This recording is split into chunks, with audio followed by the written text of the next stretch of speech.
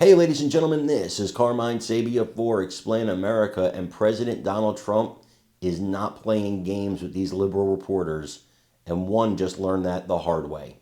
Before we get started, please make sure you like, comment, share, and subscribe. Those little things really help us out, and they help our channel continue to grow. And if you're not watching us on YouTube, please visit that address in the lower right-hand corner. It's youtube.com/@ExplainAmerica. And when you get there, please hit subscribe, absolutely free. It really helps us out. A lot of these reporters are just rude. They're just rude people. And President Donald Trump, he doesn't tolerate stuff like that. He's not going to have that. He's not going to have you being rude to him, being rude to international guests that we have. And he tried. He tried to be cordial. He tried with this particular reporter, but this reporter wouldn't shut up. And you have Starmer, the United Kingdom Prime Minister here, and he's talking along with Trump. And this reporter keeps interrupting, and Starmer's just letting it happen. And Trump finally chimes in and says, "That's enough. You stop it. You let him talk." And the guy stopped. Because you got to be strong. These world leaders, they should watch Donald Trump. It should be required for anybody who leads any nation in the world to watch what strength looks like. You got to watch what strength looks like. And then you'll stop being so weak, maybe. Maybe you'll understand that people respect strength. You're not going to disrespect people with this president. That might have worked with Biden. It might have worked with other presidents. It is not going to work with President Donald Trump. And watching him lay the smackdown on this reporter a day before he laid the smackdown on Vladimir Zelensky, you understand there's a new sheriff in town here. The old way of doing things is gone. So you better get with the program or get to stepping. I want you guys to watch this video and let me know what you think in the comments. Today, you told me that you believe that foreign countries pay tariffs, but Americans who are concerned about higher prices believe, as most people do, that they're paid by consumers and importers when they import things into this country. Can you explain how you came to this belief that foreign governments are paying tariffs? And for the Prime Minister, did you discuss with President Trump his repeated statements of desire to annex Canada?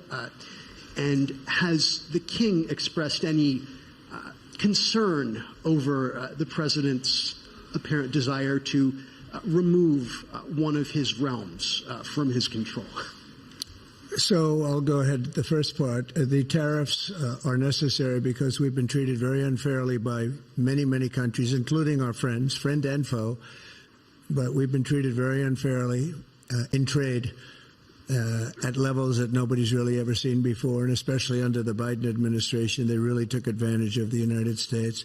I put massive tariffs on China during my 4 years. We had the best economy in the history of our country. Probably the best economy, maybe the best economy in the history of the world. And I used tariffs to even things up. And in particular with China, we took in hundreds of billions of dollars and we had no inflation. And it's a myth. It's a myth that's put out there by foreign countries that really don't like paying tariffs, and especially to even up.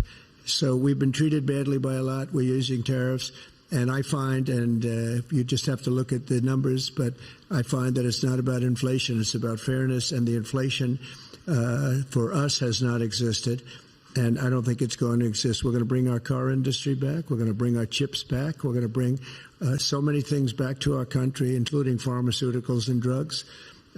And the thing that's going to get us there is tariffs. And I say often it's my favorite word in the dictionary, but I always preface that by saying now, because I got into a lot of trouble with the fake news where they say that's not good. So I say God, love, family, wife. They're all my favorite words, but tariff is about number 4 or 5 on the list.